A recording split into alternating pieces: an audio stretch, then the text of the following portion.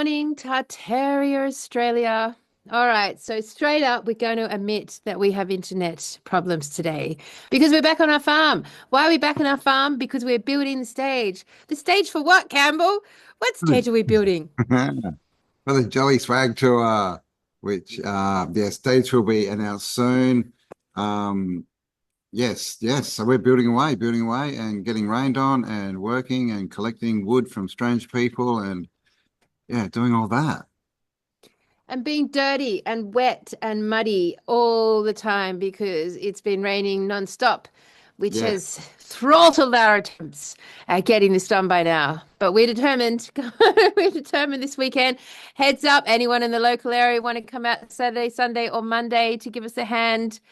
We'd love that. It's in the Northern Rivers area. If you are local and around and just want to come and hang with us, like fuck yeah, come and hang. Yeah. The more help we have, the better. Bring a tent though.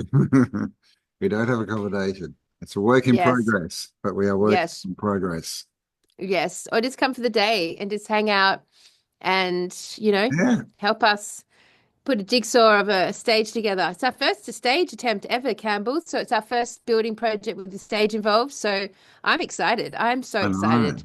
I know. We've built other things, but we've never built something that actually needs to be structurally strong enough to hold anything on it, right? That's right. And So, it's so much fun. It's so much fun getting out into the physical world. Back like when we were back before the 2000s, where the world was physical and we were all engaged in it. And that was reality. And I think that's a good place to kick off the show today because that's basically where we're going to start from what has happened to our time. But before we do that, Mr. Autodidactic, let me show a funny little clip that I thought would be really super fun yes. to open the world up, open up the show on today because it just reminds me of everyone in our audience. So, just for Yeah. something fun, This let's have is a little bit of a you. laugh to begin with before we depress the fuck out of you. No. Not depressing people. No, this is a positive Positive charge charge, show. man. All right. See who relates to this little beauty right now. Oh, I'm totally into conspiracies. Don't even get me started. Oh yeah. Yeah, I am too. Like are you into the conspiracies about like cloud seeding and geoengineering? Or like Jean Benet, like who really murdered her? Or is she perhaps Katy Perry? Or is it flat earth? Are you a flat earther? Or how like aliens are really demons and all famous people are clones and also aliens and lizard people? Like we're basically poisoned through our food, our air, our water, and soil. That's why we're all sick. Or like JFK Jr. and he's still alive. Or like there's whole underground cities all over the place. Or like Pizzagate. Like those kinds of conspiracies. Like what's your favorite one? Like what are you talking about? Oh, I was just talking about how there might be some traces of fluoride in the water. Oh yeah, that one's good too. When I saw that, I laughed because it reminded me so much of me and everyone I know who's in this realm on this level. It cracked me up. I mean, I'm sure you can all relate to that clip, yes? Yep, we're all crazy. We're all crazy. Crazy conspiracy theorists. So, And Mr. Auditor, I'll go on. yes, one of our latest conspiracy theories is the quickening. Time is speeding up. And it has been confirmed by science. They are talking about moving the clocks a nanosecond. Mm. We're out by a nanosecond, apparently. Mm. But yeah, other people have got different takes on it. Like, leave us a comment. What do you think? Is it quickening? McLeod, this is the quickening! Yeah! Yes!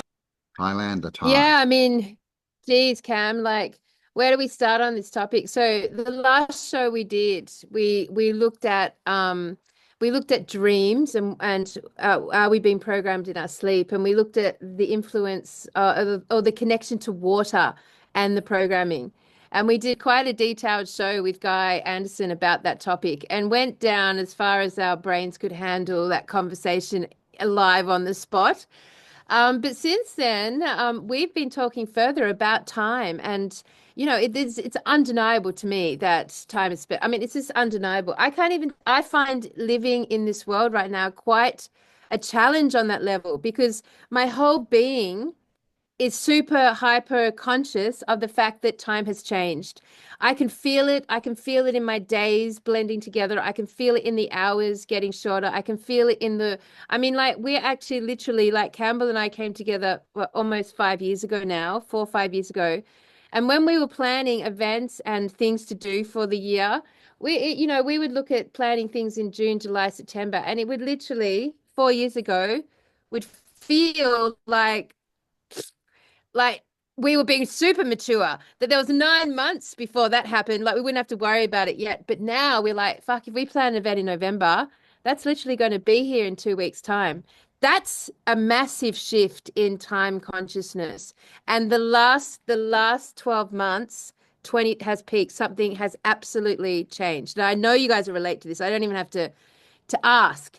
I know you do. So Campbell, I think we started this conversation, and it was a really random, intuitive one because we started with KFC, which is such a bizarre link to how all of this unfolded in our dialogues. But like, if we follow through the trace of our intuitive conversation, we did actually begin with KFC and the phenomenon that is this KFC commercial that's gone through the truth community in the last, 2 weeks. Do you want to start there? You want to start with KFC? Where someone walks into like a lake of gravy and it's almost like a baptism, and they put them in the gravy and the person comes back as like a chicken strip thing. Chicken drumstick, actually. All like with the Colonel's 11 herbs and spices all over him. Secret herbs and spices. Yes. What are those secrets?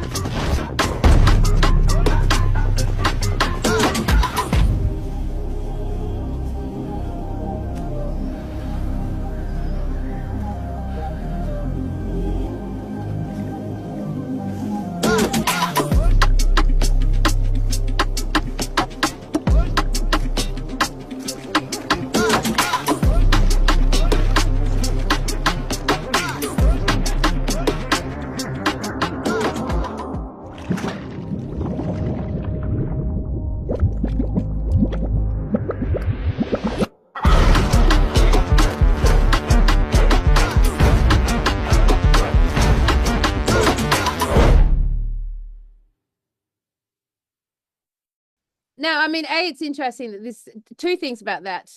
One, the commercial obviously has gone viral in the truth community because they've just released it. KFC have formally just released this commercial. So number one, KFC's released it. Number two, are they confessing what they believe, what is actually the truth? Are they putting it out there? And three, it's just really interesting how when one little thing gets released, the echo chamber that surrounds it within the truth community as far as AI goes and how the algorithms are now wiring and firing. So let's start with that commercial. So then we started talking about the food chain. Now, you told me something very interesting in that conversation.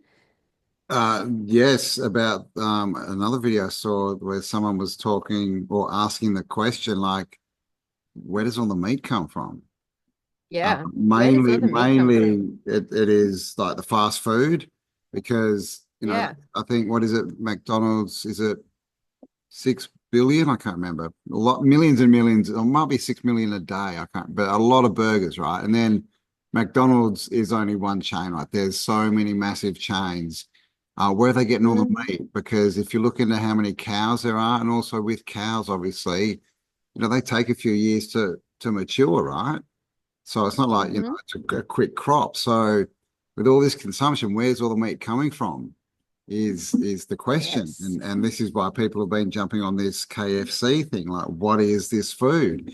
And just as another note, something we mentioned was last year, in America especially, they were killing millions and millions, tens of millions of chickens all across And the the country. UK. And the Yep. UK, right, for the bird flu, right? Yep.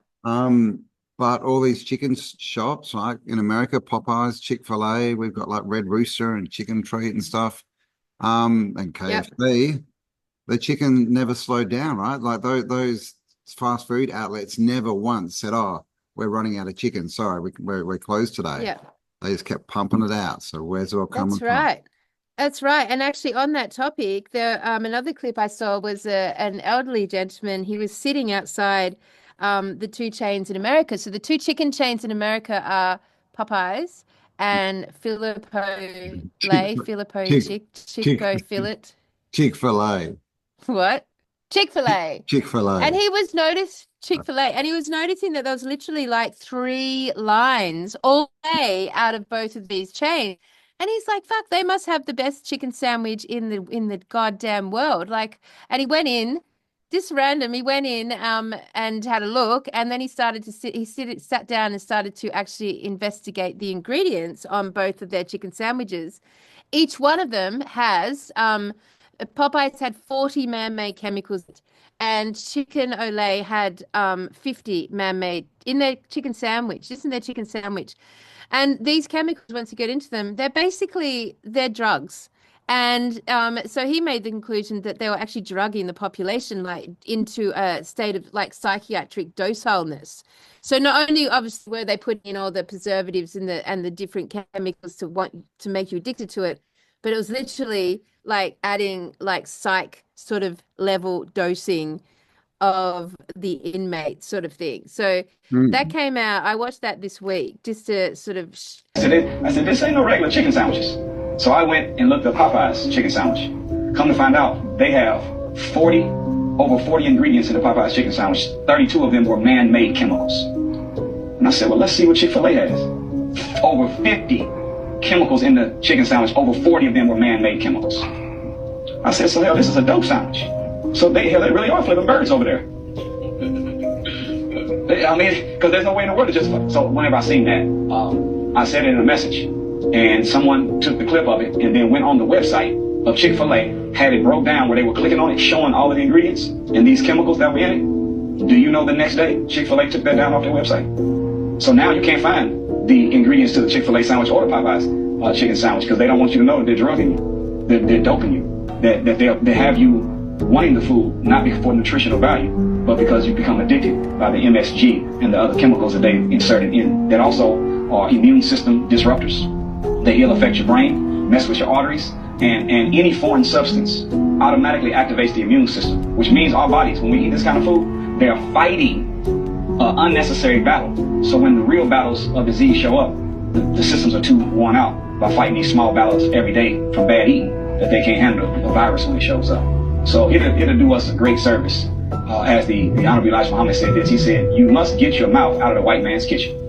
And remember this, the minister said this, whoever controls your kitchen controls your revolution. Because food affects mood. We are what we think, but we also are what we eat. And if we have the wrong teacher multiplied by the wrong diet, we're going to engage in the wrong activity and success won't be ours. And then, of course, what do we always hear in the movies, man, around chicken? Yeah, well, yeah, there's this thing of, humans taste like chicken, right? So is that what's How many times have we heard that? Yeah. It's out there as a narrative. And then, we have movies like Brave New World, where they're all in this city and some guy escapes and finds out that they're being fed humans, right? The people who die actually become the food. Cloud Atlas. Cloud Atlas, Cloud Atlas, the same. same. Soylent Yep. Green, the same. They're making our food out of people. Next thing, they'll be breeding us like cattle for food. You gotta tell them. You gotta tell them. Promise, Tiger, I promise. I'll tell the exchange. You tell everybody. Listen to me, Hatcher. You gotta tell them. Silent Green is people. We gotta stop them somehow.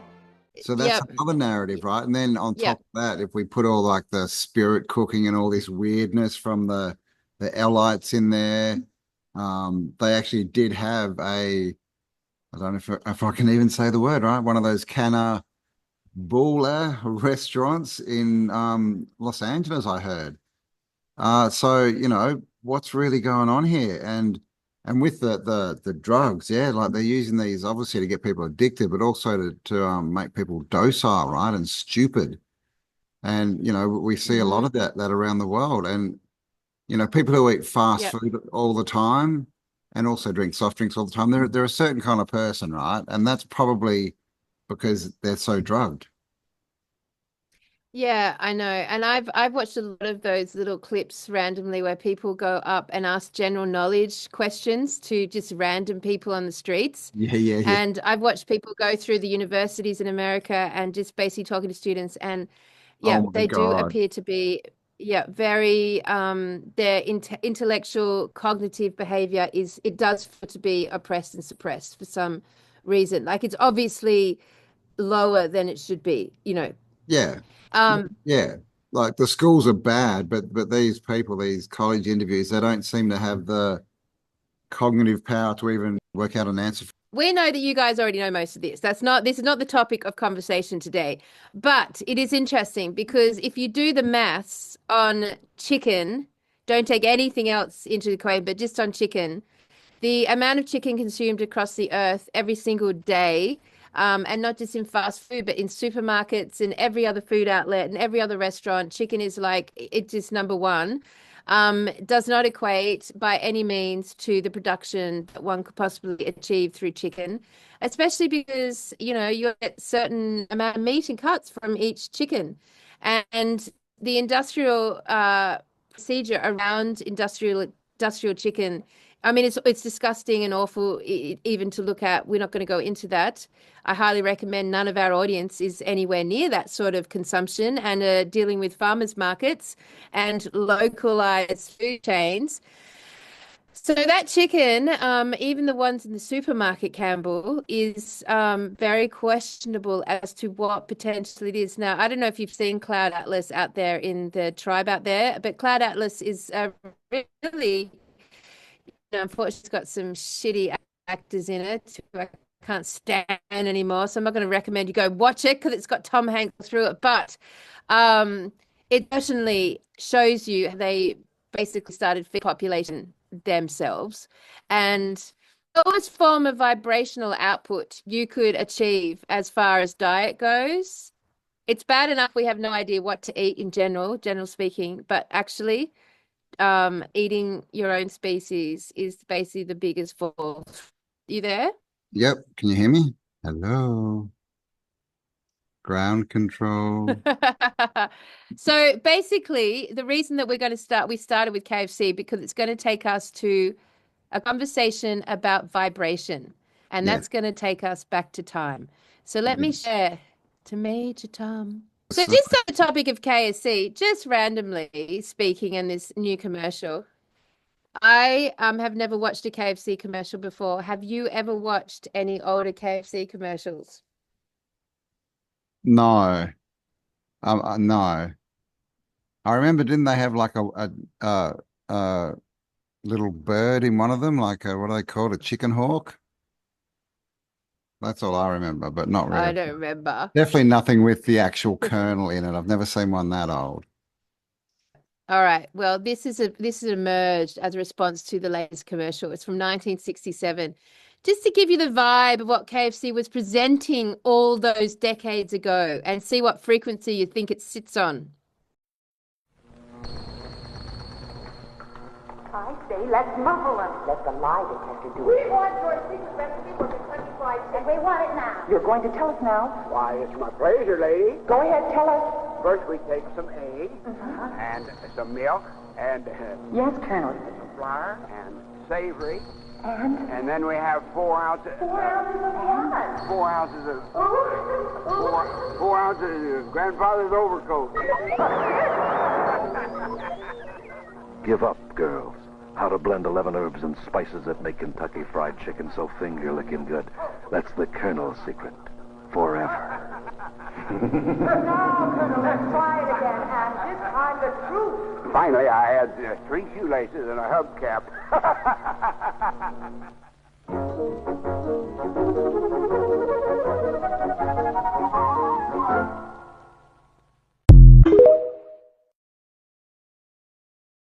It does feel very vibrationally creepy, right?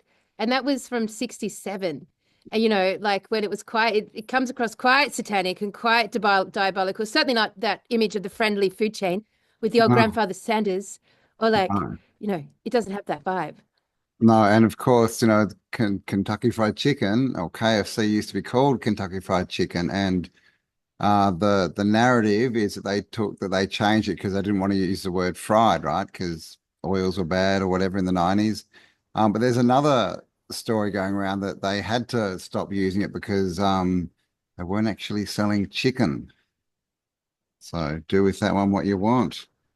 But, And of course, they've all been tested and found heaps of human DNA in every place they've tested, both McDonald's and KFC. Interestingly, KFC is the #1 across the world. It's bigger than McDonald's. yeah, It's the #1 food outlet in Asia, in the Middle East. Like KFC is big, man. It's big everywhere. all through It Asia. is. Yeah. In So- Japan, they have Kentucky Fried Chicken on Christmas, which is like their Valentine's Day, and their ritual is to go out and have Kentucky Fried Chicken with your partner. Yeah. Crazy. Yep. It's like it's ingrained culture, man. So, all right, the reason that we think that's interesting and worth noting is that there is a diabolical agenda with our food chain, and it's so much deeper than understanding it's full of chemicals. It's so much bigger than, and then you add like literally 80 million kids missing every single year across the world, like insane numbers, like reported insane numbers. Yeah, I did a quick search and here's what I got. Globally, approximately 60.5 million metric tons or 60 billion kilograms of beef is produced. All right, so then if we go, how much is consumed? We get globally approximately 350 million tons or 350 billion kilograms. So we're producing 60 billion kilograms but eating 350 billion kilograms. Yep. Bit of a discrepancy. How does that make any sense at all? Where's all the meat really coming from? What is it?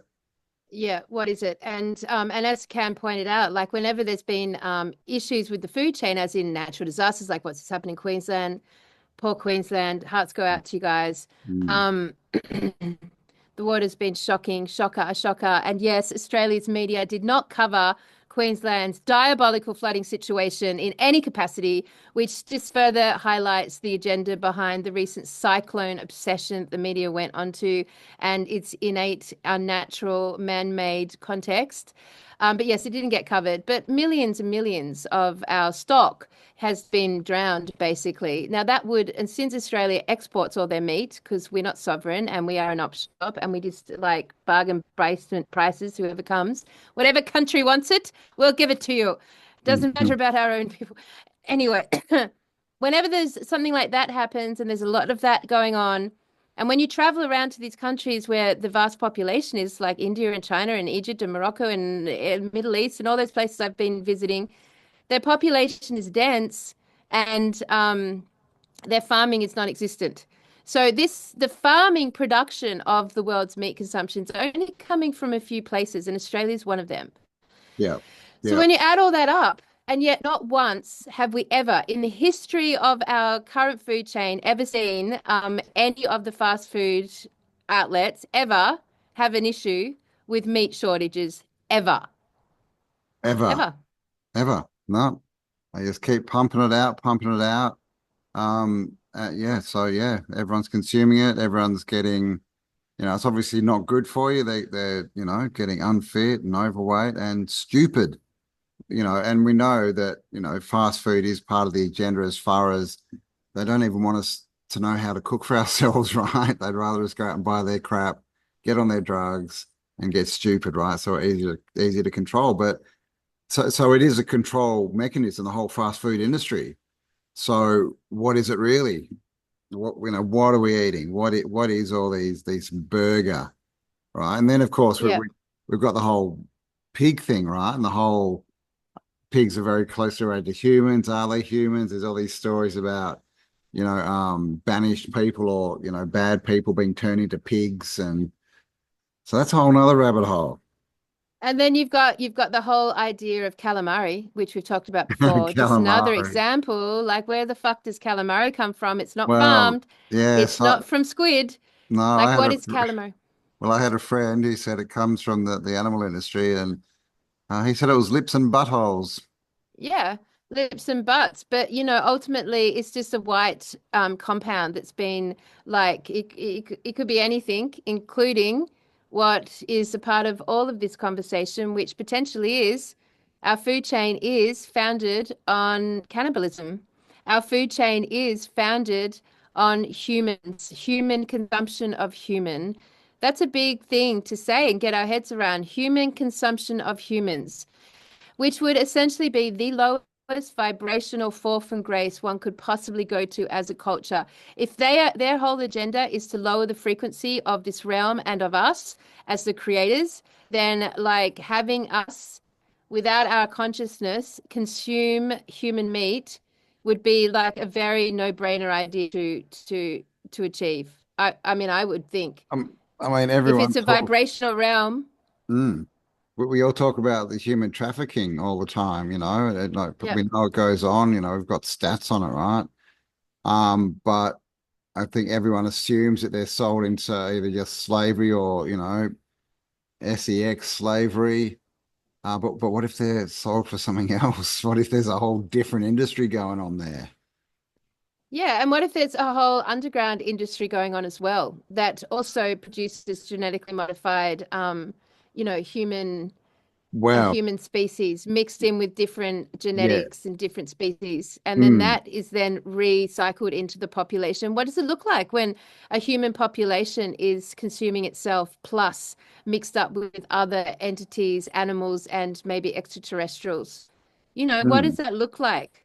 Well, it looks like the collapse of society, right? Because literally it's eating Yeah. itself, like as within, so without. And they just introduce these concepts and they've kept introducing them over decades and they make, hanging out at the burger bar cool. It came in the 50s and 60s. It was a place to be and get down and all that.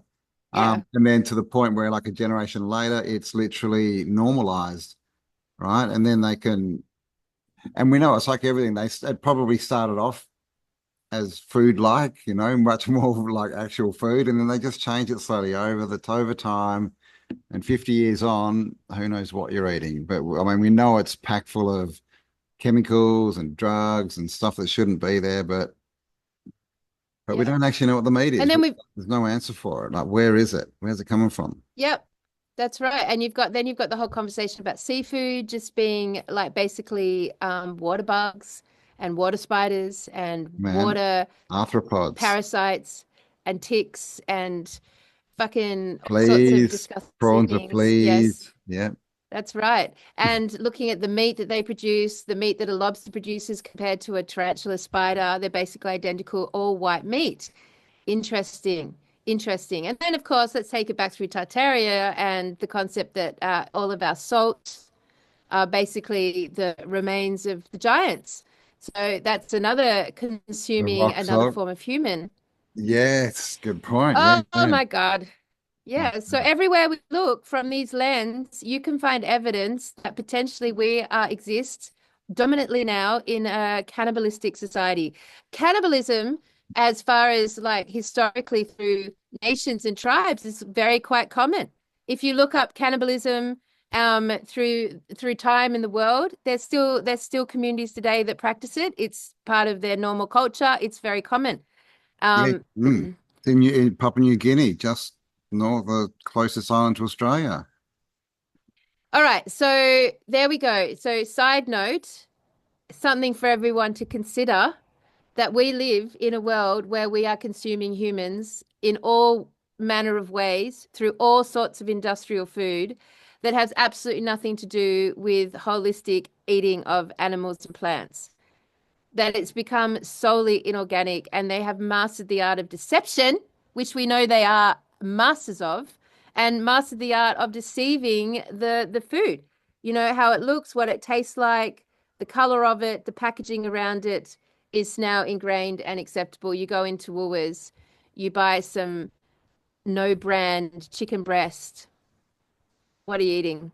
Well, remember all those videos that came out last year of Yeah. people buying fruit and meat? You know, like there was the bananas and the watermelon that was rubbery, and people buying ice creams that didn't melt, Yeah. and meat, chicken and meat that was very strange. I saw a video where a lady had a carton of eggs, 12, and cracked them all, and every single one was a double yolker. Yeah. So Yeah. what is going on here? Like, what are we consuming? I mean, it's a pretty phenomenal. I know we've touched on the food chain quite often throughout our videos, but like to take it at that sort of level and scale, that's a pretty phenomenal moment of deprogramming one's brain. Like, that's a pretty fucking big statement to say that we live in a culture founded on cannibalism. Yeah. That's pretty fucking big. Yeah, well, I mean, look at the elites. Prince Charles, you know, says that he's related to Vlad the Impaler, who is Dracula. He's quite happy Yep. about that. Of course, you know, vampires are basically cannibals. What Bloodsuckers. are they, like Yep. cannibals on a water fast, do you think? I don't know. They're just on the liquids, right? But yeah, like all Are they these what? I didn't hear that. are vampires like cannibals, but on a water fast because they're just drinking the liquid. Well, I'm glad you brought up water. I'm glad you brought up Water. water, Campbell. But yes, yes, well, vampires still part of our cultural mythology, not validated outside the truth community. But yes, this vampirish action, these blood rituals, this satanic agenda, and also this whole like drain all the blood out of what you don't get bloody food. Have you noticed that? You remember back in the when we were kids, like mum and dad would bring home meat and it would be bloody. There would be like blood on it still. I mean, I remember this. Today it's so sanctified, so clean. You know, that industrial chicken goes through a cleansing process of chemicals to get rid of any potential salmonella. They're apparently they're like killing and processing, you know, over 300,000 chickens a day, some of these places. Oh my And that all God. gets washed in like this acid type liquid. Yeah, that bleaches it and sterilizes it and puts it into that nice shape and that nice color that has no blood and guts, and then packaged and sent out into the world. So, Nice. you know, there's many processes Yeah. of deception. Yeah, you might die of chemical poisoning, but at least you won't catch salmonella, guys. Mm. So, but like back to the water, Campbell. So then we Water. started to get back onto back onto this low frequency energy. Like we know that at the end of this agenda, this is a war on frequency, right? It's a war on vibration. That's why we've started the positive charge movement. That's why we've looked at the change in service to self and service to others, and the change in the poles and what that looks like and how that relates to these times. Um, and yeah, I mean, at the end of the day, this is a vibrational issue, right? We are vibrational beings, and those who have enslaved us have caught us up in a very low density, and most people aren't even conscious of it.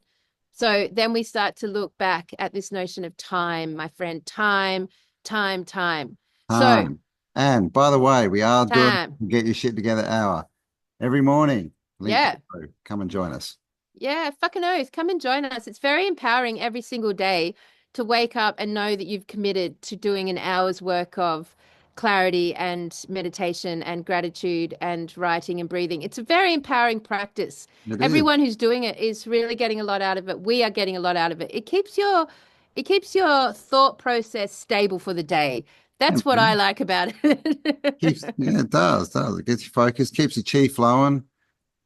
Yeah, because how hard is it? I mean, I find it personally very hard to keep my head in a good positive disposition these days. You know, there's just so much infuriating Yeah. content and content connect. Yeah, And also the quickening. The reason we started is like if we don't get our shit together now, it'll be December and the year will be that's gone, right. and we'll be like, what the hell? We achieved nothing again. That's right. Oh my That's God. right. Yeah. So let's look at the quickening. Did you know that in recent years there has been more and more talk of time speeding up?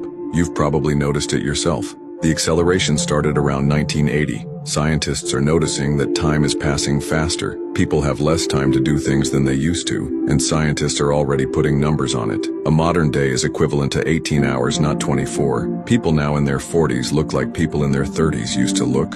For example, monks in a monastery on the holy island of Mount Athos noticed this because they didn't have enough time to pray. For centuries, they have been reading the same prayer book, and now they don't have time to read it in a day. And in Tibet, there is a monastery in which every day at the same time monks burn candles that should burn exactly 24 hours. The technology of production of these candles do not change for hundreds of years. So, since some time, the monks have noticed that the candle does not have time to burn out in 24 hours. And the most frightening thing is that every year, time begins to fly faster and faster.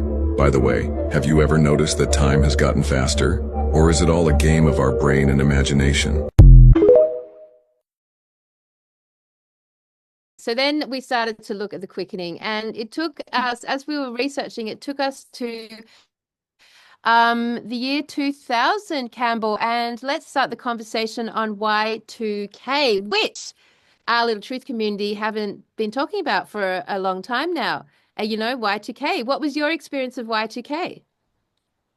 Well, it was big. It was everywhere, right? And it was, Yeah. they were posting it as the end of the world. Basically, we're going Yep. to be thrown back to be troglodytes living in caves because, when it flipped over to 2000, when they originally made the first computers and did the base programming, it was all on the 1900s. And they went, oh my God, when it flips over to 2000, the computer won't know what's happening and everything will Yep.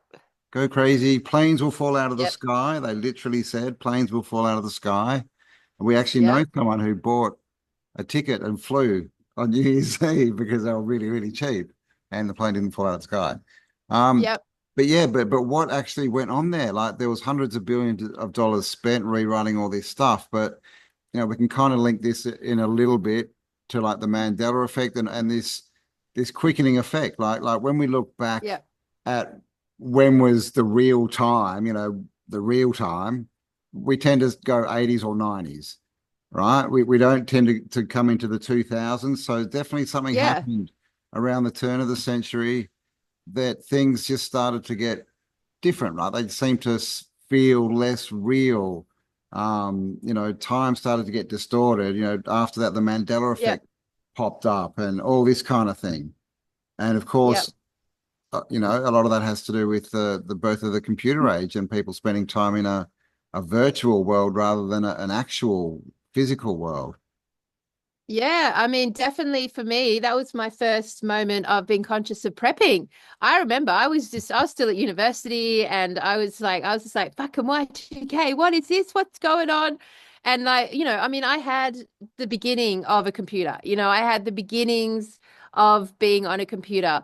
So it wasn't like we were fully engulfed in technology at that point in time. It was still a relatively new concept. A lot of things hadn't begun yet, the YouTubes and that sort of stuff. Google was still really quite foreign concept. And it was still quite a foreign concept. Like you knew that computers ran things like airports and airplanes and, bigger like infrastructure, but we hadn't really owned it yet personally. It wasn't a personal device yet. And if you had one, you were basically just a nerd that was slightly ahead of your time and spending lots of money trying to have some form of this computer. So Y2K was my first introduction to prepping, and I did to the best of my stupid student doll allowance. And I don't know what, a little box full of cans or something, but it was conscious. I was conscious of it. And and of course nothing happened, but so much did happen. So let's reflect now. If you go to the year 2000 in your own lives, Like that was the turning point where devices started to become personalized, and it started with mobile phones. It was around 2006, 5, 6 that I had a mobile phone like that. So it was around that era that the mobile phones started to be introduced. And with those, they started to have screens on them. And then they started to get smarter. And then the internet and then the home laptop. And well, you guys know the progression. But it all sort of started around the year 2000. And one thing that Cam and I were looking at was like the themes of the eras that had come before. So just to go back to that, Cam, like you guys, if you say talk about the 80s, yes, there's a very distinctive concept of what the 80s was. You know, there was shoulder pads and there was fucking Perms and hairspray, mullets. perms and mullets, and you know, there was like crazy, you know, Loud, fluoro fashion and hypercolor, hypercolor very and kind of business looky, and yeah. the music was all very synthy and poppy. Yes. And the men look very feminized in the synth. There was a real, you could really, all of you could sit here and describe the 80s. And we'd all have a very consistent image of what the 80s felt like. And you could do it to the 70s with the Yep. glam rock and the Yep. fucking hippies and the makeup, men Brown, wearing yellow, makeup. and orange, everything. Yes, yes. And then you can take it through to the 60s. Afros. That's right. So you can basically sit here easily and define those eras that came before 2000. You can define the cultural interests, the cultural trends, the fashion, the vibe, the genre. You can, and you know, you can go on to any music's thing and go 80s, and that will come all the music from the 80s, from the 90s. And then in the year 2000, something changed. Something shifted, because could you sit here and define the 2000s, trends of the 2000s? Could you identify a genre of fashion, a genre of music, any political movements? Like, could you define anything about the 2000s? Something changed, right? Yeah, I don't even know who the president of the US was, or the prime minister of Australia in the 2000s. I don't know. Yep. Was that when Kevin Rudd gave us free money? That's the only reason I remember Kevin Rudd. No idea.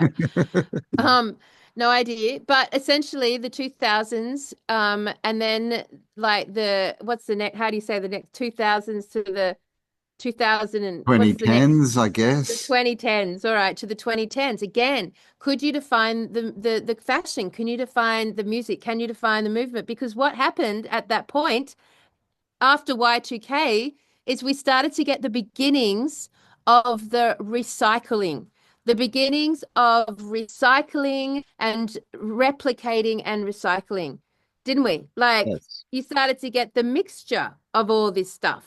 And all remakes in movies started to come out. Oh, the remakes. Sampling in music came out. Yep. So they were basically recycling the movies, the music, all the fashions kind of. Yep. We just all recycled from the last, the previous kind of Yep. 30, 40 years, everything. And then, of course, online, we found ourselves in these spaces where people were just copying each other. We got into this thing where everyone was after the dopamine hit, right? And Facebook posts and things. And so they all started to become the same and repeats. And, no one's sad on Facebook ever, right? Everyone on Facebook has a perfect life. They're always happy in an amazing photographic location. We know. And if they are sad, it's on trend. If it's on trend, Campbell, if they're sad, it's on trend. Yeah. I mean, it's true. Like, so what we could say about from Y2K onwards is that a couple of things happened. Technology extremely advanced very quickly. From Y2K onwards, it's extremely advanced. Time started to change, and we got the introduction of algorithms. So those three things happened simultaneously, and it wasn't obvious to us at the time, but that's actually what happened around the world. So then you've got to ask the question, like, what did they actually do? What was Y2K actually about? What did they actually do? What was it that they upgraded the entire software of the entire planet for Y2, spent $300 billion on it, or something? It's either 30 or $300 billion. 300 to 400 billion, yeah. Yep. Upgrading all of the technology across the realm did they at that moment upgrade to a level of artificial intelligence we just didn't know about it at that point? Did algorithms get introduced and become smart? The Y2K idea is a cover up for something they did around technology. Yeah, well, it was a good excuse to shut down, right? All these big computer networks and reboot them as something else, Yeah. which is what you need to do. That happened recently, right, with TikTok. People, remember they shut down TikTok for 12 hours and people worked out that's just long enough to reroute the hard drives or whatever it is. So did that happen again? We don't know. But yeah, what happened in 2000 and why does it seem that everything after that year seems less real? I mean, yes, we're all online a lot more, but that's also been a progressive thing. In the 2000s, not everyone was on. I mean, I think Facebook was 2007, was it? I think YouTube was around the same. So for the early part of the 2000s, the social media didn't exist. But still, try and think about what was going on in 2005. What were the trends? What were the movies? Who were the presidents? Like, I got no idea, right? Yeah, exactly. Like the blockbusters cease to exist. Sort of that sort of like things. Blockbuster. Yes. I guess what it feels like is the world became less physical, less physically Yes. integrating. Yeah. So your entertainment styles changed. Your what you did to socialize changed. Your music sort of like became a blend and a meld of, like looping from the past. Like Yeah, well, the fashion. autoplay, right, is another thing that started coming up. Remember all the iPods and stuff? And it'd just Yes. keep playing, so we weren't choosing as much, like choosing the different songs or whatever. Stuff was just being served up to us, basically. And Yes. everyone also started to go online, right? And basically create an avatar, really, to create an alternate Yep. personality online, because the personality online wasn't actually them.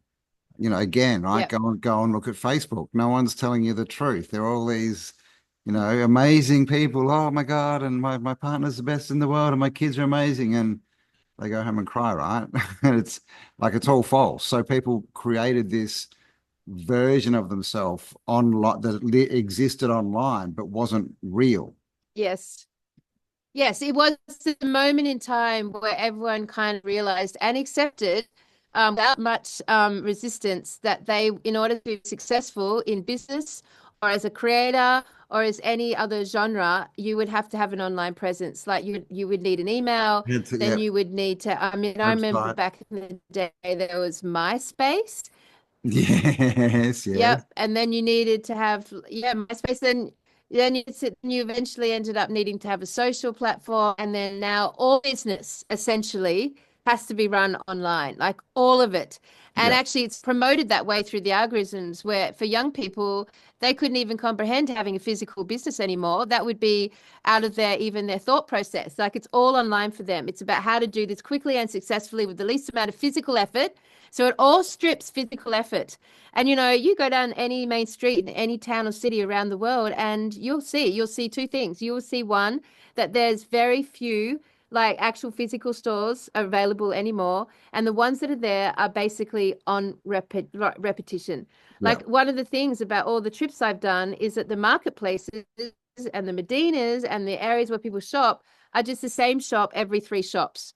It's the same shop. So you don't get these shops where you're a creator of clothes or of something. You're an innovator of a product or a creator. You don't get the shops that then you can go and sell your product to anymore. That doesn't exist anymore. You don't get that individualized, unique artisan No. output as product anymore. You don't get the boot makers or the shoe repairers or the leather workers or the metal people or none of that exists anymore.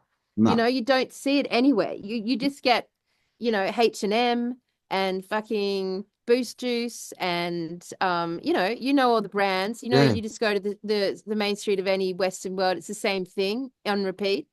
Yeah, yeah. I mean, I saw that a lot in America with all the food, like the fast food. It's just the same thing on repeat everywhere. Like it's just Yeah.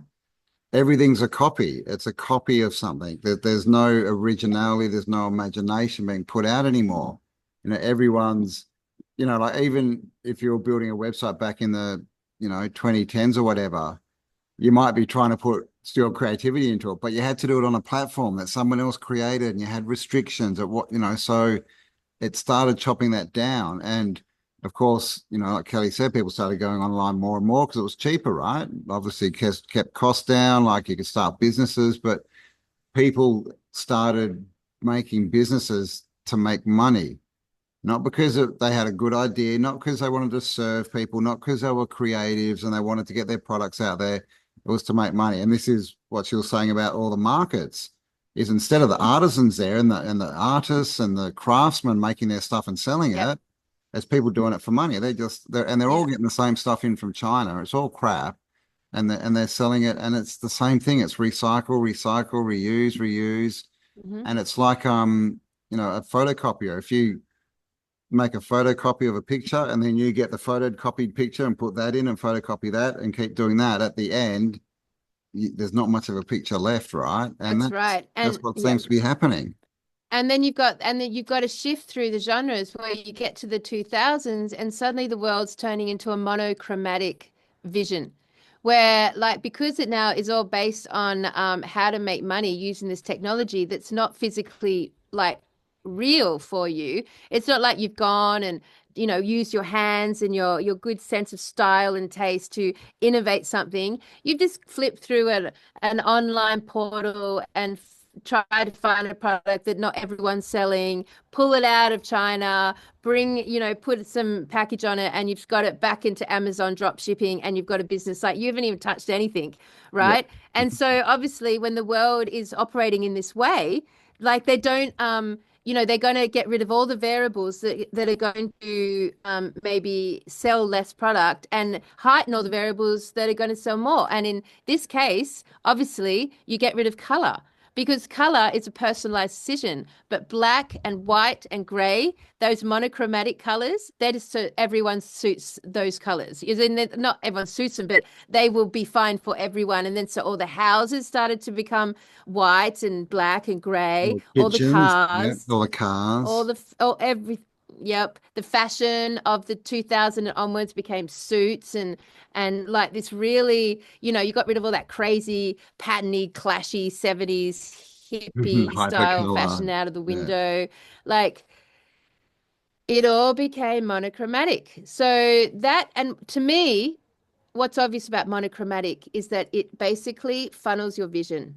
So it basically moves your vision into a much more tight, focal point, that sort of broad version of possibilities and potentials, that the broadest version of the color spectrum is getting more and more and more and more redundant, less and less and less utilized, less choice, less craziness, less diversion, less patterns, less color. Yeah. And that's a sign to me that in the 2000s, something changed. So let's get back to that concept, Cam. So why if you've got time suddenly an speeding up? introduction of technology. Sorry, you Yeah. go. No, if you've got if you've got an introduction of technology that becomes a personal device, and then you've got this thing called algorithms suddenly introduced. We didn't even have a word for that back then. We wouldn't know the word algorithm. It wasn't a part of our culture at all. We only knew Al Gore. We didn't know he had rhythm. That's right. Algorithms, what is this magical, mysterious thing that now govern our entire reality, right? And make the AI super smart, but also make us in an echo chamber. So we introduced the algorithms in the year 2000 when they switched over from Y2K. Then suddenly what happens to time? We become on a tighter and tighter and tighter loop because algorithms and technology creates echo chambers around you. And so your echo chambers are basically getting smaller and smaller and smaller. You're being fed specific and more specific information that aligns with that echo chamber. And then you're competing with that echo chamber. So then your output is to serve that echo chamber. So then you're serving the things that is being echoed back to you that echo chamber wants. And so you're becoming even less and less and less free and full of possibilities and potential. And is it that the algorithms, Campbell, have basically put us into a tightened time loop of replication and recycling, and that has altered our notion of time itself? Yeah. Well, there's no new ideas being put out there. So there's no like real new inventions, right? There's no new artwork. There's no new themes. There's no new imagination, right? It's all recycled. So is that what, we all a lot talk about, we create our reality through what we think. Is the fact that reality is getting a bit thinner because people aren't thinking as much, right? And when you think about it, who are traditionally the most creative and imaginative people, humans, it's the children. And some people are raising their kids with screens at age 1 and 2, right? I've actually seen shopping trolleys, and with a little kid, you put your kid in the front and it had like a holder for a tablet for your toddler, right? So kids aren't putting out all this thought, all this imagination into the world, into the environment, and neither is anyone else. So is that what this place needs to run? Does it run on imagination? And when you start taking that away, it all starts imploding. People start getting sick. Time starts to be irrelevant. Basically, it's a breakdown, right? Because it's like the never-ending story, right? Yeah. The nothing. Yeah. How do you defeat the nothing? Imagination. It's true. It's true. And you think about it when you were younger, because we're still lucky enough that we can draw on these memories, right? Oh, memory was the other thing. So you think about drawing on those times when you were younger, when you'd jump out of bed, you'd like lounge around for a bit. You'd get ready for school. You'd eat. It'd take ages to get to school, and then you're at school and you do your school day, and that just like took ages. And then it was 3 o'clock, and you got home and you ran and you had your afternoon tea, and then you went outside, right? And you meet up with the neighborhood kids, and then what was ahead of you? Pure possible potential. You could go in any direction in the street. You could find anything to do. You could build anything you wanted. You could go anywhere. Like basically you had no plan, but basically you filled up the whole afternoon having the grandest adventure. This is pretty classic of our childhood memories. And now if you think about the amount of time, but say from 4 o'clock in the afternoon till you had to come in at night, be home, like that was maybe a 4-hour stint.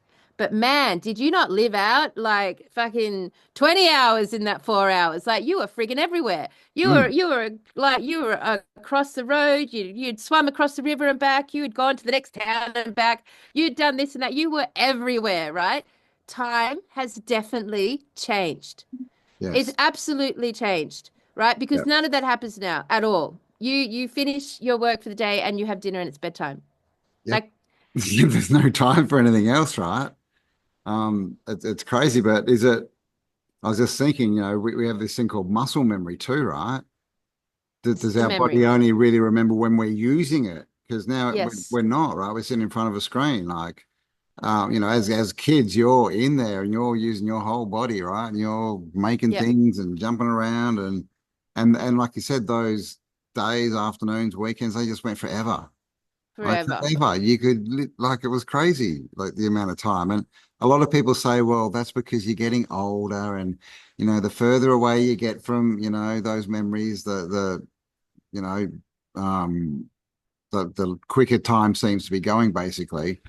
But I mean, this phenomena of the quickening and time going faster, it's been reported by all age groups, right? Now. Yeah, from the 20s all the way up to older people. They're all reporting it. And some people are saying that, and I haven't confirmed this, but they're saying that we're down to basically 18 hours a day. Yeah, I've heard 16. Yeah, that's 3/4. So that means we've lost a quarter. So that means someone who should be 80 is 60. Yeah. So that's why is this why people are looking younger? Because we know, right? We're seeing people in their 50s, 60s, and we're like, what the hell? There's no way you're that old. You look like you're 40. Is that because you are 40 in the old time? That's right. And it's so interesting. So basically, does memory give us time? So this is the concept we want to talk about today. Like at the heart of the matter, does memory give us time? So why did it change in 2000? Because the algorithms got introduced into the technology that was then quickly introduced. And suddenly our the amount of physical memory making that we were producing and outputting as a society dramatically reduced, because when you're surrounded by algorithms, so when you're scrolling or when you're working online and you're just looking at the things and things are being fed to you, like all of that process, it doesn't generate memories. It doesn't. It generates an echo chamber. But in order to have a memory, you have to have an experience. You have to have a physical experience, which connects with your, if it's a big memory, it will have connected with an emotional, physical experience that you've had, which then allows our brain to carve out a chunk of data in our brains that where we hold a memory. And then that amount of data gets stored up as memory that gives us a sense of time. But since 2000, it appears that our memory has dramatically reduced because our physical experiences have dramatically reduced. Thus, we're not generating as many memories. And the emotional triggers we're generating are online ones, which aren't even in the we can't form memories around the online world because it's not physically tangible. You can't No. jump over it. You can't beat it up. You can't wrestle it. You can't make it. You can't tickle it. You can't go on an adventure with it. You can't do anything. You've just got it here as this like artificial concept, this replica, this image that it cannot generate a physical memory for you. So It's then our 2D. memories have reduced. Yeah, It's 2D, right? Which is interesting. Everyone's saying, let's go to 5D, let's go to 5D. And they spend all their time in 2D. That's the thought. that's right. That's right. And we're literally now in a situation where for the majority of the world, and I would say of the world, their physical memories have been reduced because they're having less and less physical experiences, less and less and less. As a result, their sense of time has reduced and time has sped up for the whole. So the algorithms and the echo chamber has reduced memories, which holds time, and so that's reduced, so time is sped up. That's the theory that we're looking at today. Yeah.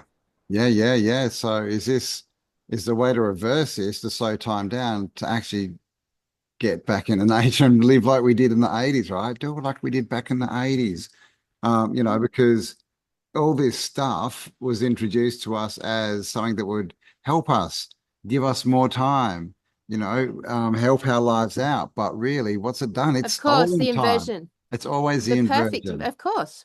Always. Always the inversion. And so it's stolen Always. our So time like, and it's made more time, our lives more complicated, right? Because now we've got all indeed it these different has. avatars and all these different websites and we're trying to keep up and Yeah. And how much more difficult and exhausting and draining is it to go in and try to say fix a website up versus go into a house and clean it? Like at the end of the day, going into physical space and cleaning it and clearing it and redesigning it is physically way more effort, but makes way more sense. You can do it. It's tangible. You know how to do it. And at the end of it, you're really proud of it because you've achieved an outcome. Whereas when you're working online, it's just like a never-ending blur of invisible variables and factors that you're constantly having to try to figure out and discover and work with. And it's just like an endless blur. It's an endless blur. So our days are becoming an endless blur. Your whole weeks are going by as a blur because for the most part, we're not creating a physical memory. Us building this event here is part of our experiential. So every retreat, everything Cam and I are engaged with at the moment, it's all about having an experience out of this knowledge, out of these theories. Us physically getting muddy and dirty for the next, 7 days, we're going to form a memory out of that. It will be a memory and time will be slower as we do it. I just know it. I know that we'll work our asses off this weekend and we'll get so much done and we will just feel like, wow, I can't believe it's not dark yet. We've still got time, Campbell. It's only 2 o'clock. And you we'll got be 2 more amazed because people. we will have, Yeah. like because we're physically engaging in the real life. But then if you think about when I was at university, that was the early 1996, around 96.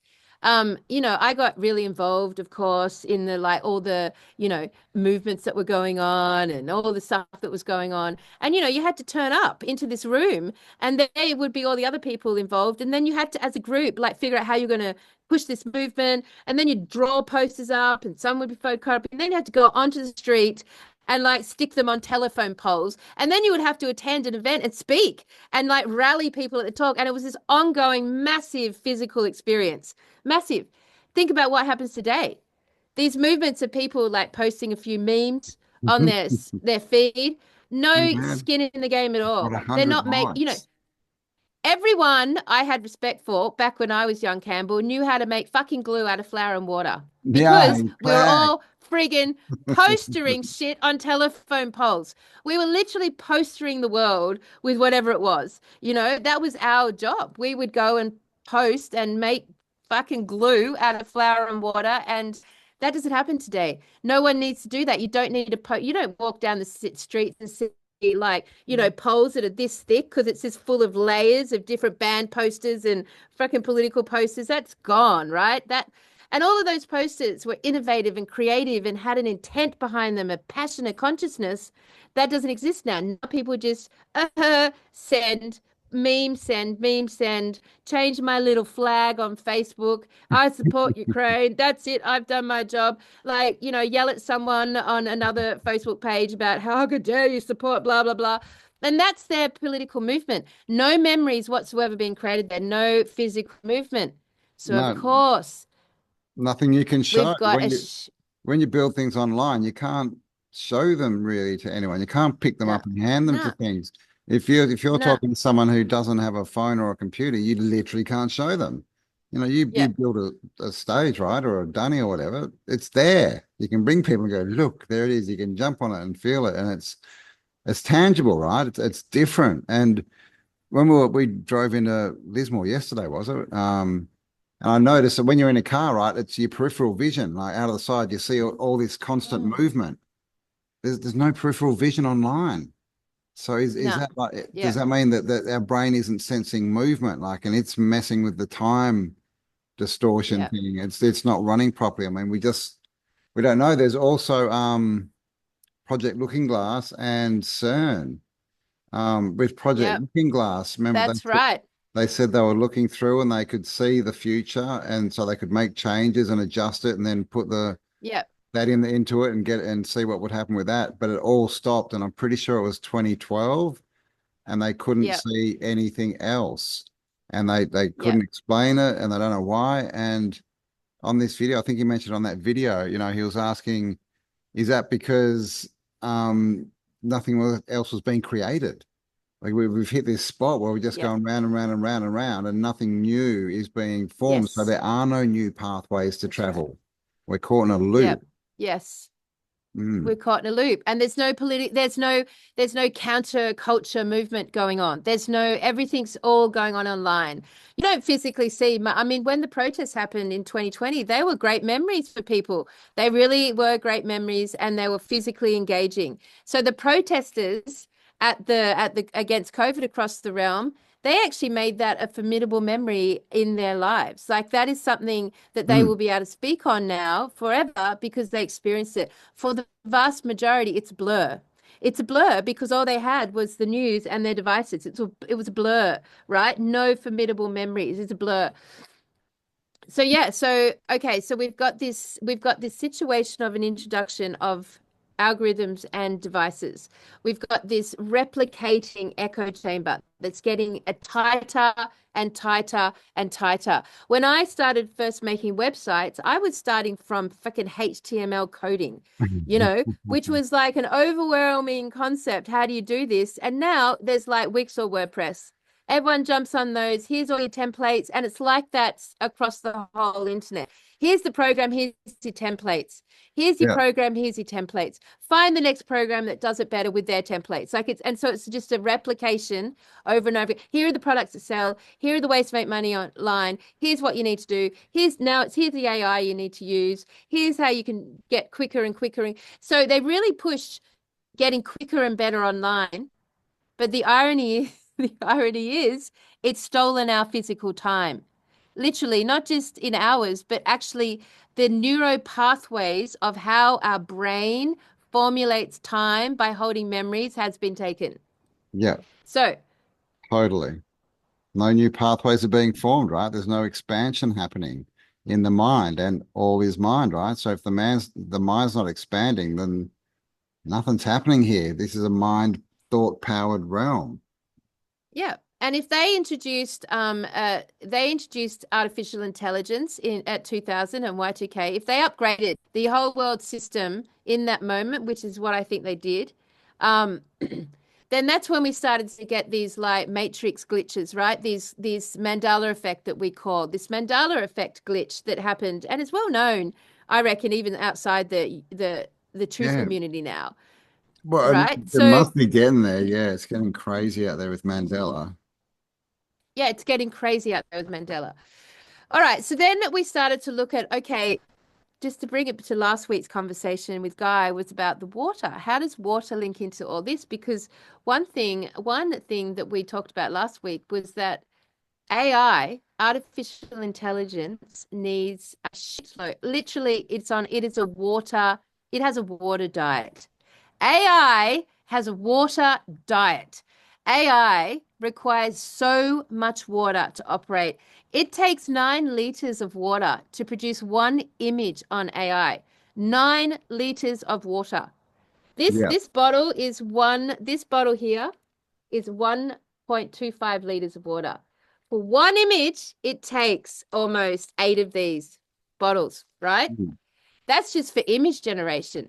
To run and cool the entire system, basically the amount of water just the technology industry uses a year would basically be, I think, the whole world's worth of water.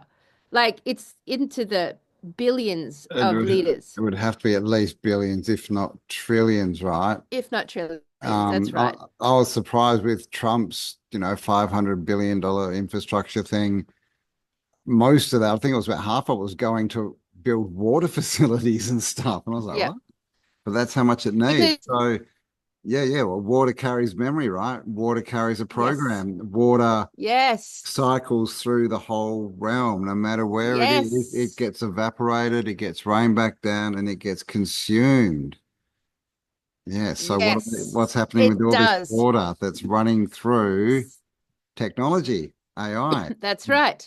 Is it getting programmed? So that's right. So you've got half the world, if not more than half the world, is dependent on bottled water.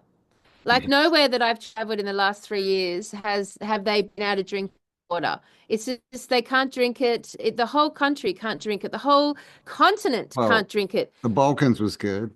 Most of the The Balkans. Balkans was But good, that's but about it. everywhere else has been absolutely dependent on bottled water.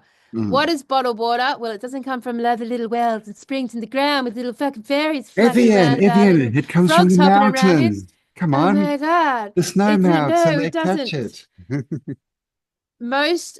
Almost, I would say 100% of bottled water comes from like basically townships. It's the water that you get out of a tap is what goes into bottled. So where does the water you get out of a tap come from? So let's take it through the chain of like the water cycle. You're looking at water that's gone through. Oh, cow's frozen. Can you still hear me, Oh, buddy? yes, I'm here. Hey, buddy. Yeah. Okay.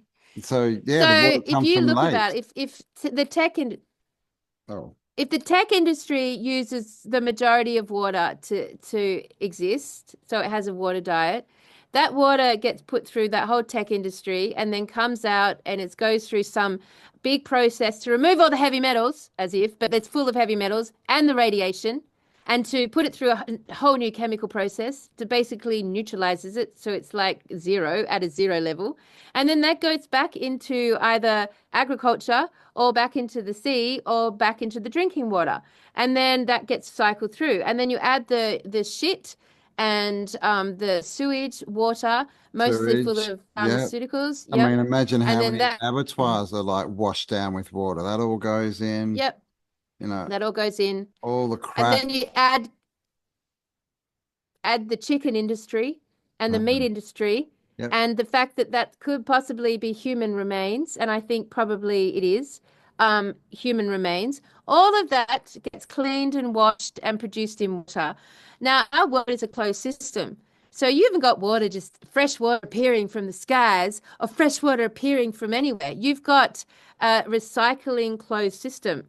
So the reason, and you guys will know this, obviously. So the reason we bring this up is because memory of all the substances in the world hold, water of all the substances in the world hold memory and intent. Water is the one divine element of all of them that will hold memory, replicate it, and store it. That's why the whole, like, if you smile at it, if you talk to it, la la la. So what happens when all of our water is recycling through the technology industry? What programming is occurring in that water? What happens to it when it basically is feeding AI and coming out the other end? And then we're consuming it. Is that how you reprogram a population? Literally through the water they drink. We are, they tell us, what, 70% water at least? You know, to hold all that water full of programs that they're programmed in our, you know, in our body. That's pretty quick way to do it, right? And we know that water's just used to clean up all the crap in the world. You know, it's used for sewage, it's used for, you know, abattoirs, it's used for mining, right? All, you know, they mix it with all these chemicals. For food growing. For food growing. Yeah. And the food growing, washing. but they, you know, all this water they use for AI and that, they use a lot of it for agriculture, and they run it through you know, they filter it or clean it or whatever. But that gets one stage, and it goes to the animals and food. Then they say they clean it more before we can consume it. But if it's going on the food and given to the animals, then we're consuming it, guys, anyway. Absolutely, 100%. It's interesting, right? So, and the other side note to that is that we don't need water to be hydrated. So water as a concept is also a deception, because from what we were talking about last week, we need electrolytes because we're an electrical system. We need electrolytes. We don't need water, which doesn't have anything in it. We don't need water. Water's been introduced potentially to us as a major, unbelievable, fucking insane programming tool. Well, and I mean, water's a solvent for most things. It breaks most things down. We all know, right, that water can eat through a stone, right? You know, so it's a solvent. It's true, actually. I've never thought about it like that. Yes. Yeah, is that what? Yes. Is it literally, you know, breaking us down, right, as it goes through? Like, I mean, we're not saying that we don't need liquids, obviously, but we need electrolytes, right? Juices and things, or water that's holding salts and minerals and things, right? So, but H2O on its own is it does nothing for the body. And it may actually be breaking it down, right? We're taking bits of it away. It may be why we're aging. So, you know, it's an interesting, there's such a big push. Are they pushing that to get us and to losing drink our it so they can program us? Yeah. Oh, now you've frozen. Are you back? Essentially, if we drink what 2 to 6 liters a day of water, that we get told, it's promoted at every level and every age, that you have to drink water. Without water, you're going to absolutely die. And I have always held that belief. I'm a big water faster. I'm a big, like, water's been a big part of that's my drink of choice. I've always consumed a lot of water, you know. But, you know, water. having said all that, Campbell, as a big water consumer, my hair went grey. My hair went grey much earlier than most. And, you know, like I don't know. I'm just saying, like, water has been a big part of my diet. And if we take this concept, then luckily, I have also had it. Yeah, I love it. I've also had a good relationship with understanding how water, you know, how you can change and reprogram the nature of water. And that's obviously followed us through the truth community. All of us have that consciousness. And most of us got out of fluorinated water, and we got out of town water, and we got into the sort of filtered water, and we applied our own, you know, like skill set to how we were going to consume the water. But imagine that, Cam, if the water is actually the single biggest programming tool holding the single biggest lowest vibration AI inspired intention and memory, if it's coupled with the biggest food consumption being chicken and mince meat, and that being a human cannibalistic diet, and you add that to the low vibration of the physical body, and then you basically alter time by putting us in a tightened time loop, a replicated, recycled time loop that's getting tighter and tighter and tighter because we're no longer experiencing physical memories in the real world. And you add all that together, and we could explain where we currently stand on this realm. And maybe the truth community, maybe you are advanced in your consciousness simply because for some bizarre set of alignments, you just happened to get rid of fluorinated water, start to like be conscious of your water. You stopped eating takeaway food, junk food from fast food outlets. You became conscious of what you're putting in your diet. And you're old school enough to still want to create physical memories in the actual world. And because of all those things, you're brighter and smarter and hold a bigger consciousness than most. I would say is how you would define the difference between someone who has found themselves in the truth community and someone who has not. Mm. Yeah. So that's good, but I think, it looks like the way out is out, right? The way to fix all this, and there's a lot of talk about it now, and there's a lot of talk about the 80s and things were better back then, and the time thing, and people are, the mental illness, right, is rising, and loneliness is rising. There's actually companies in Japan that they employ people to go and hug people. Like, people pay to get hugged. Like, that's how bad like isolation and loneliness is, and that's all of that, and plus the bad food, right? Like, people just sitting in front of a screen and eating crap. Like, all of this is linked to technology and the interwebs and social media, which is all it's a very clever echo chamber, because it makes you think that you're learning something new and you're going forward, when really it's just stuff being recycled and recycled and recycled. And I see it all the time.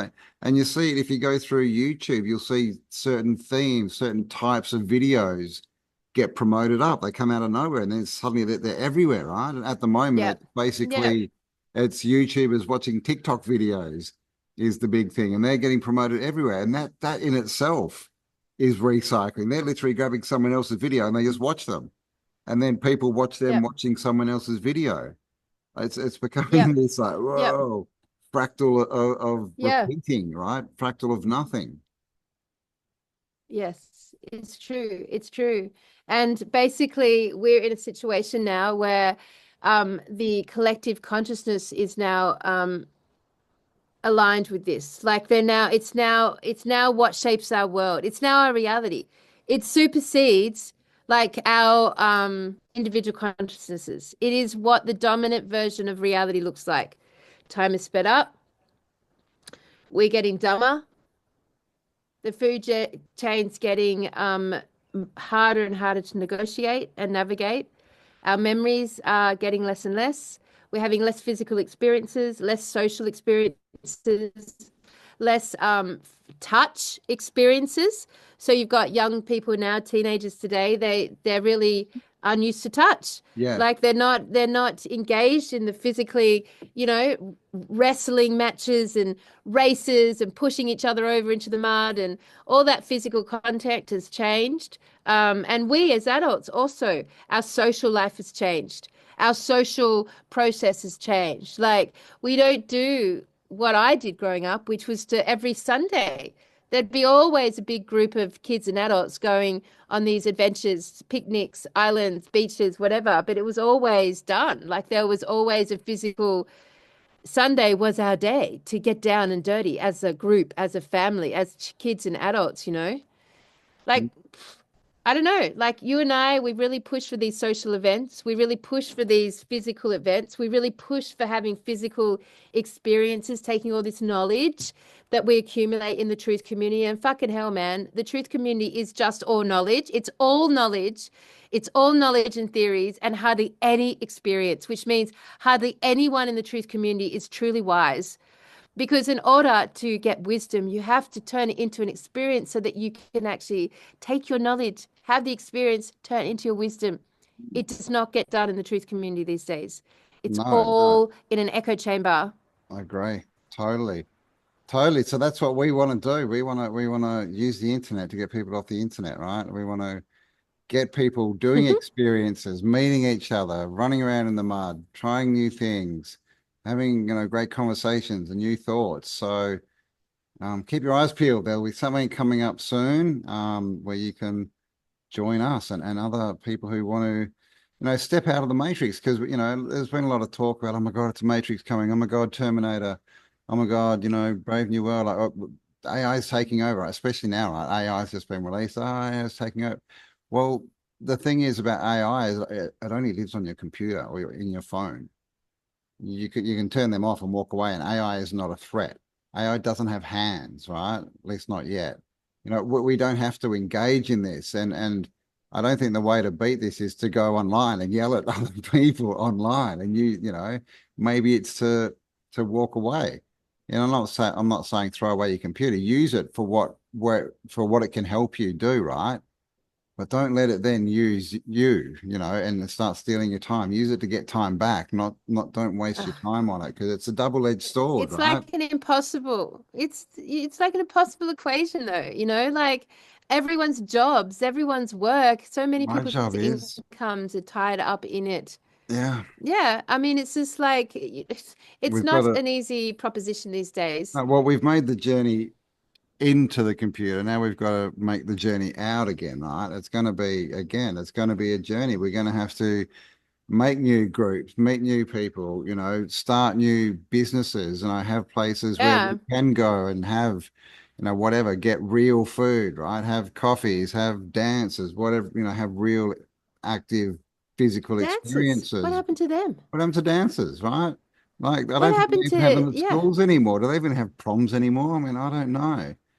Like, I mean, man, I used to love, getting some the blue light MDMA and discos, going out man. Blue light dancing. disco. Man, drugs and dancing in my 20s was like Oh, it was EDMs. that doesn't Yes. happen. That doesn't happen anymore. It doesn't happen. We were at a cinema the other night for the first time in 5 years, and we were the only ones there.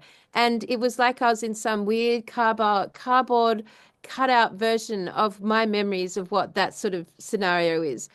Mm. So it's not an easy proposition, and and it's very all invasive. And and we can see it even now in this week. How many YouTube clips now are talking directly to the AI, like asking these questions, and then the AI is talking back to it, echoing what it says, like, that was an amazing, insightful idea you've just had.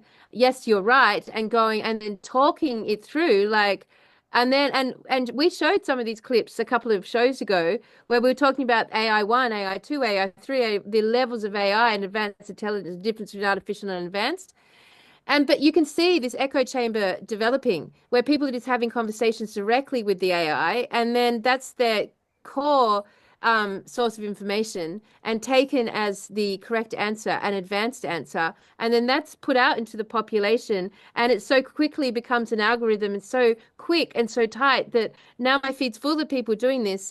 And will they have conversations in the real world with other humans on that topic and take anyone else above any other thought above what the AI has presented? It's just like that And conversation. I've listened to conversations that would have taken me, 10 years of learning, reading, watching VHS tapes, doing different retreats and schools and processes and disciplines for me to get my own wisdom to a point where I could have had a conversation that now people can have in 10 seconds Mm. and take the answer and it's done.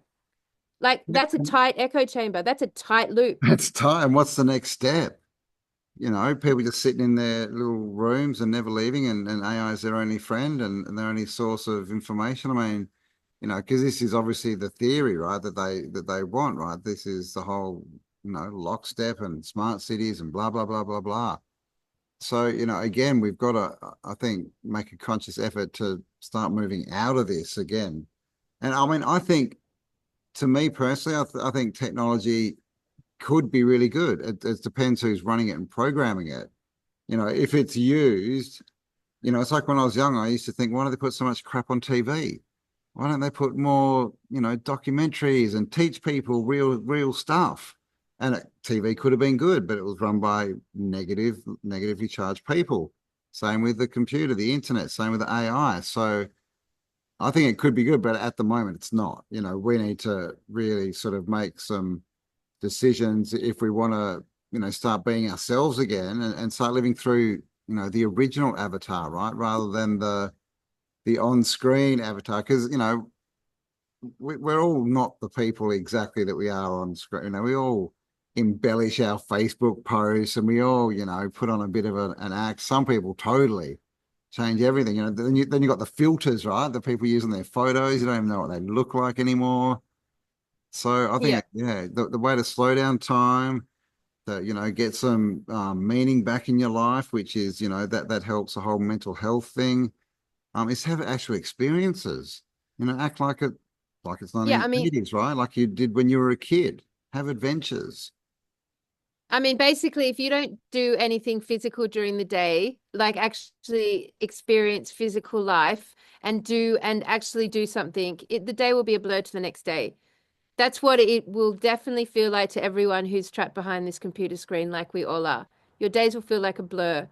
Yeah. So any opportunity you can get to physically engage your reality outside of this in any capacity will, if we're right, make time feel more slower and more reasonable to you because I spin out on this concept.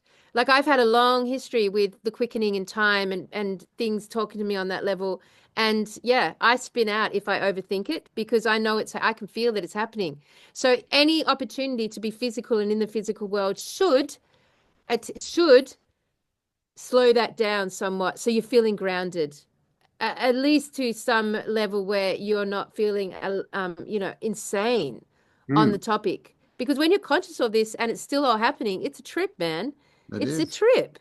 It's hard to Get focused and, get your shit together. So if you are having issues there and you don't know what it is that you want to do, link below. Come and join us for the Get Your Shit Together that hour. And get your shit together. Like this is really like if we're not pointing at something, if we're not working towards something, building something, then what are we doing? Like literally this, in the 2020s, if you're not out there doing something physical, you're in front of a screen. There's very few people who go in and feel a bit bored and pick up a book or go and, go for a walk. Most people go and check Facebook, right? Pull out the phone. We see it everywhere. We don't build anything anymore, No. Like I love that side of life. We don't do it. We don't do it. Men don't solve problems like they used to. They don't go out and fix the cars like they used to, or fix the house up or do the renovations. They just don't do it like they used to. It's just not part of our world anymore. No, we've All been right, we've harped on. What? We've harped on. Okay, we've harped on. I've been told. It's time to finish. What is the time?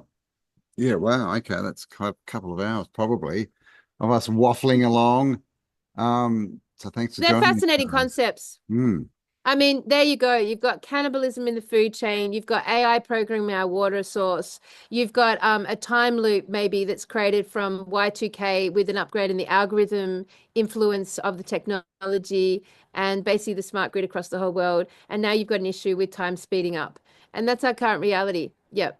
So there you go. That seems to be what is the key vibrational interferences into the world we used to know and remember, I think. And I would like to end the show, Campbell, and feel free to stick around. I want to play that 11-minute clip on the topic of this is for the Aussies in the house, because one Yeah. thing that obviously our audience does so very, very beautifully and well, to the point where we have to really cater for you guys when we do our live events by like taking you out of the public eye in whatever capacity we have, is that the majority of you are smokers, hopefully organic. And you would have noticed that the organic tobacco here in Australia took a massive price hike last year and we basically, I think, 7,000% more than any other place in the world. But I found this a fantastic understanding of what's actually happened. We're the most expensive country in the world. And what was it's more expensive to live in Australia than it is to live in Tokyo. Actually, I've got that clip too. I might show them back to Maybe back. we'll put that in This as is well. just, yeah, I think I will, just for the Aussies. And, this concept that actually it's the smokers of Australia that are basically paying for the healthcare system, not because you're the ones getting sick. In fact, you're the ones getting least sick. Yeah. So, and we pay for everything, and then we just get taxed to crap. And on top of that, you can't smoke anywhere. You get off a plane, you got to go bloody walk a kilometre away from the terminal before you find somewhere where you won't get arrested, man. That's why we're turning the farm into a venue so that we are all free and civilized and can smoke on a lounge room chair and be comfortable and no problem. Yes. That's how far we have to go these days. This is like the true underground movement. That Where to hide all the smokers? Where to hide all the smokers, Campbell? Where have they gone? We need to have like rallies of people walking down the street smoking. So keep your eyes tuned. The Jolly Swag tour is coming. Like I said, we've been rained out a bit, so we're a little bit behind schedule, so we might have to look at when it is. But if you're free this weekend, and that's like literally tomorrow, come. Monday, I'll leave the email below. Send us an email. Let us know you want to come down, and we'll, come down and help us build a stage, camp out. Yeah. Set up a campfire. We'll just chill out down there. Yeah, come and build some memories. Come and slow your time down. Indeed. All right, I'm just going to quickly share this. Well, you might have to stay on for this one because it's only 2 minutes. This is the Tokyo one, which we just think is like good to know. Good to know.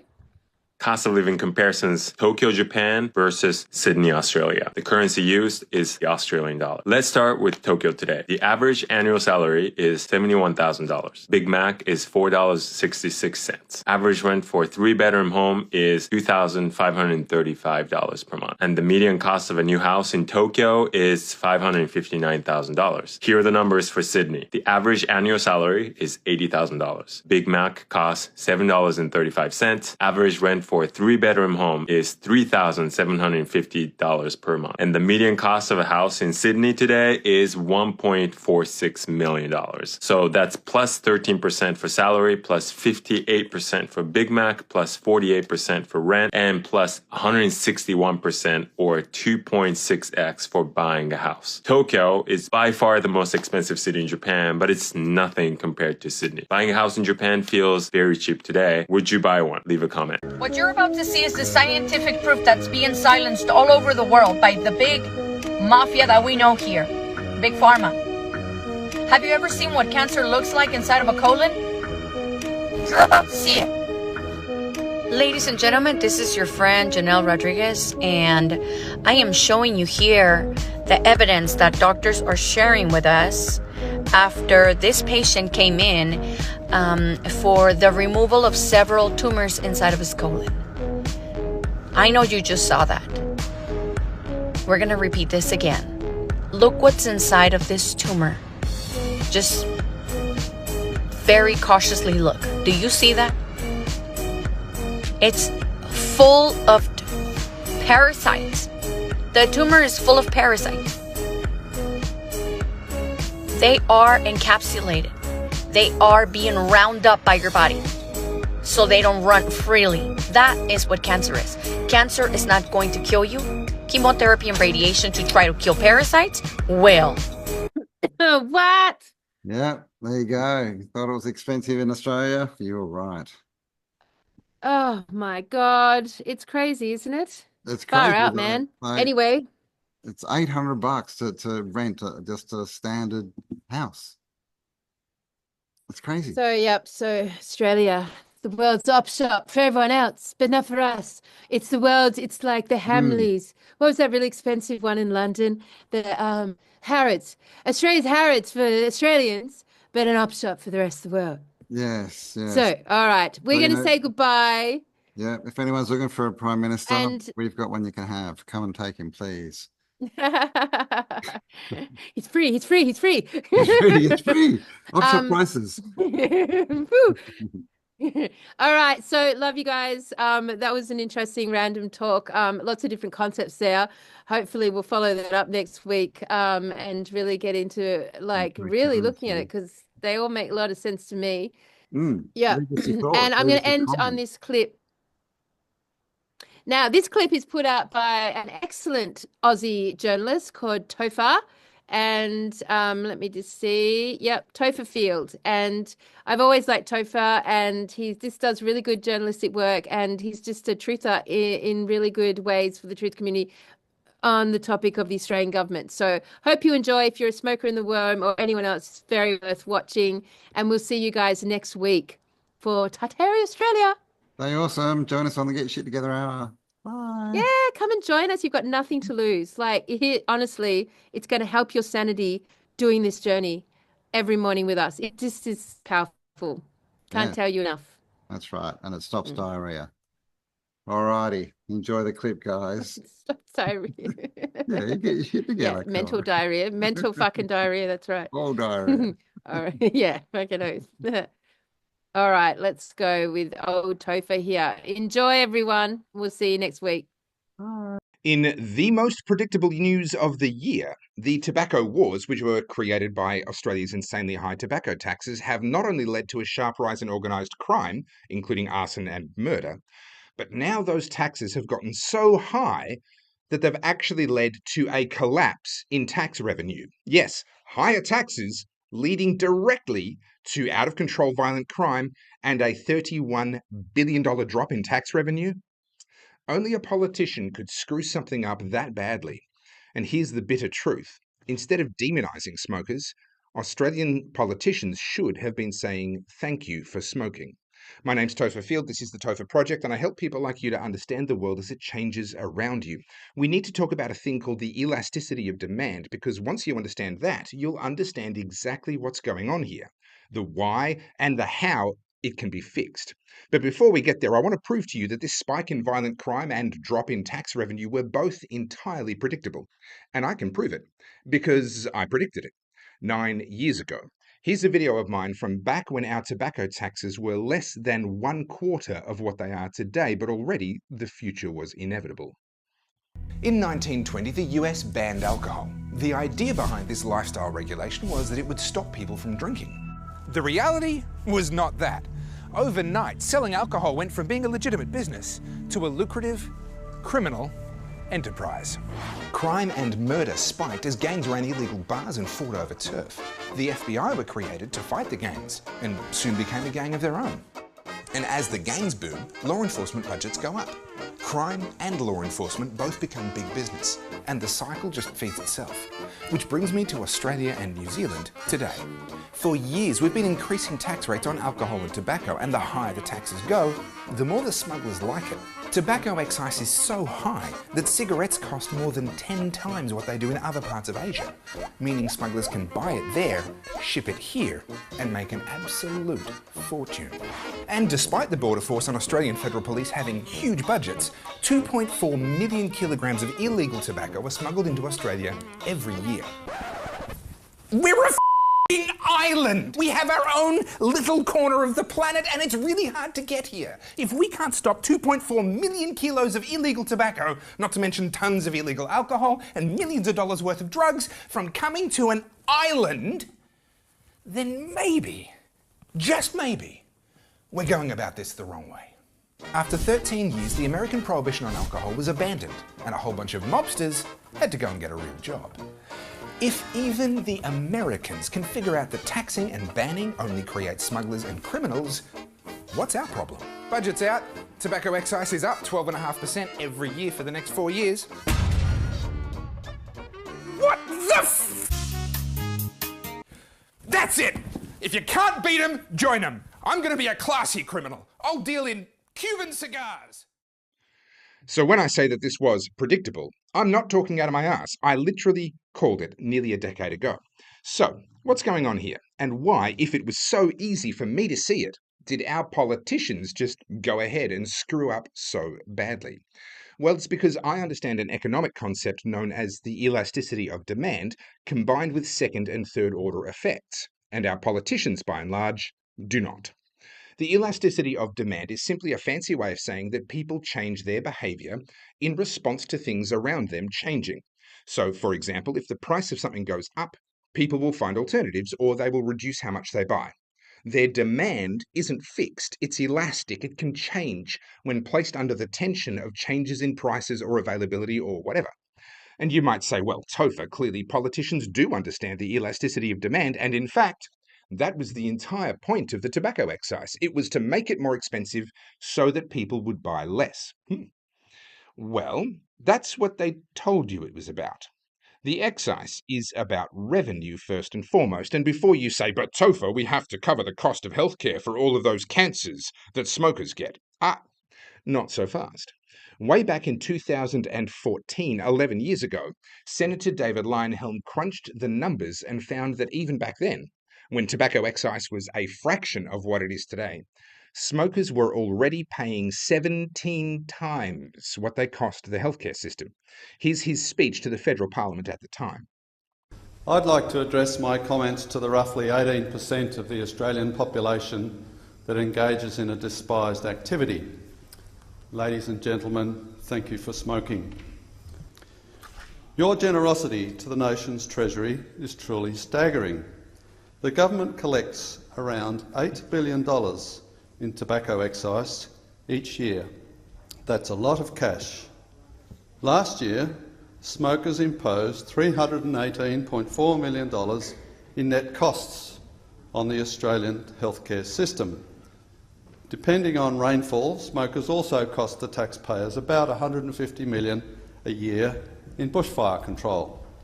If you do even basic arithmetic, these figures disclose that you wonderful, generous smokers pay 17 times as much as you cost.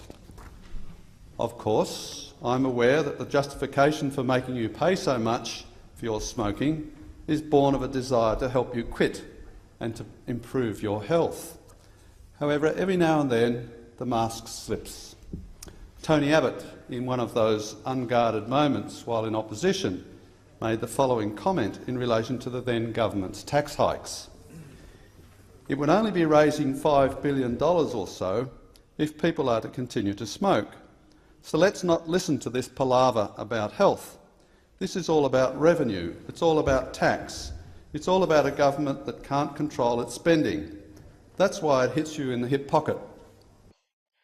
So 11 years ago, smokers weren't just covering the cost of their own healthcare, they were actually subsidising the running of the rest of Australia too. But that wasn't good enough for our politicians. They wanted more. And it was the perfect cover. Politicians could demonise those dirty smokers, jack up the tobacco excise for their own good, and cash in to fund whatever other vote-buying schemes the politicians felt like funding. Smokers were now the goose that laid golden eggs. But the politicians, of course, couldn't help but slay the goose. You see, the thing with the elasticity of demand, the way that people change their behaviour in response to changes in incentives, is that it's different for every person.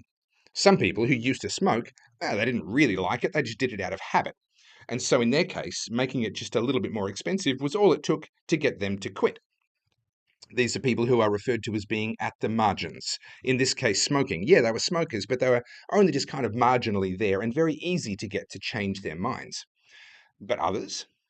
Other people really genuinely like smoking. They like the nicotine and how that makes them feel. They like the social aspects that come with smoking.